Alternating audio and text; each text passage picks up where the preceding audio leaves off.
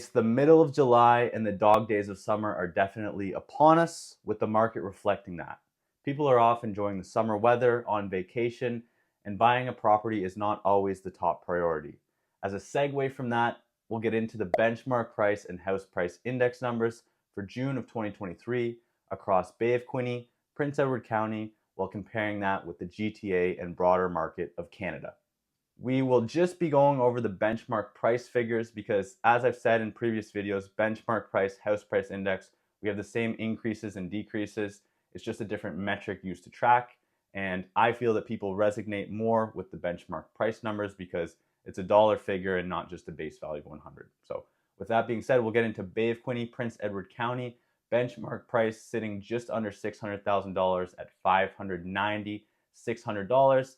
That's up 2% year over year, so from June of 2023, and that's up 5.4% year to date, so from January of 2024. This is actually the only market of these three that we'll be going over that we have year over year and year to date increases, which shows the health of our market. Despite saying that, this is the first month of 2024 that we've seen a month over month decline. So the benchmark price numbers are down $2,000 month over month from May of 2024, where it was $592,600. Now, is this just sales volume's been lower and we're seeing a slight decline in prices because there's not a lot of activity and maybe there's a little bit of pressure on prices leading into summer? Or is this the start of more declines to come heading into the summer months and fall months? Next up, we'll look at our big brother, the GTA Greater Toronto Area. Benchmark price still sitting above 1.1 million at $1,110,600. That's actually down 4.6% from last June, but it's up 4.3% year to date. So over the last 12 months, we've seen almost a 9% swing from peak to trough. And as people are seeing in the media, a lot of the headlines are just around pre-con sales low, investors up for renewal on their mortgage, negative cash flow. So we really see struggles in the condo market there in the GTA, obviously without being a market expert there and just knowing the real estate market in general. Definitely a polarized market where there's condos and detached semi-homes, which I think, from what I gather, a healthy market in the detached and semi category. And it's really just that localized condo market that seems to be struggling in the GTA. And there's a lot of condos in the GTA, so obviously that will affect the benchmark price. Last up, Canada. So Canada's kind of splitting the difference between our market, Bay of Quinte, Prince Edward County, and the GTA, which is to be expected because it's just a larger data set. So you'd think you have a little bit less volatility and a little bit more even trends, which is the case. So Canada benchmark price sitting at $730,600.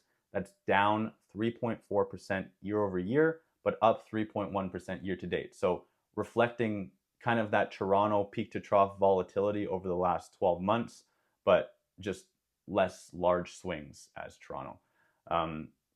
This is the second straight month that Canada and the GTA has seen month over month declines, whereas we compare that to our market. This is the first month that we've seen month over month decline. So maybe we're just a little bit behind the trend on that, but it will be interesting, as I said, to see if this trend continues with pressure on prices as inventory builds, because as I've said in past videos, we've seen pretty low sales volume over the past 3-4 months, which obviously is due to people being uncertain about the market, people not wanting to move, and wanting just a little bit more comfort and certainty with not only the housing market, but the economy in general.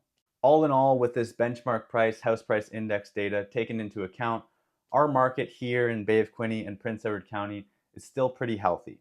We're seeing still relatively low inventory levels, although inventory is climbing because we've seen a decline in sales volume over the last few months. So right now, we still have a pretty healthy market. I would say a balanced market. That will not continue if we see this rise in inventory and decline in sales, because we're left with more homes on the market, more competition between sellers, which puts pressure on prices, and a lot of the time sellers will then be competing on price. But with that being said, Bank of Canada has another interest rate announcement next week. The market is now pricing in another rate cut because of the latest inflation data. So we'll see if that rate cut actually happens, how that spurs market sentiment, market activity, and if that second rate cut is what buyers are going to want to see or need to get back into the market. So thank you guys for watching this video. Hopefully you found this video informative, found some value in it, and stay tuned next week for a new video. We'll be talking about Bank of Canada's interest rate announcement, which is happening next Wednesday, July 24th.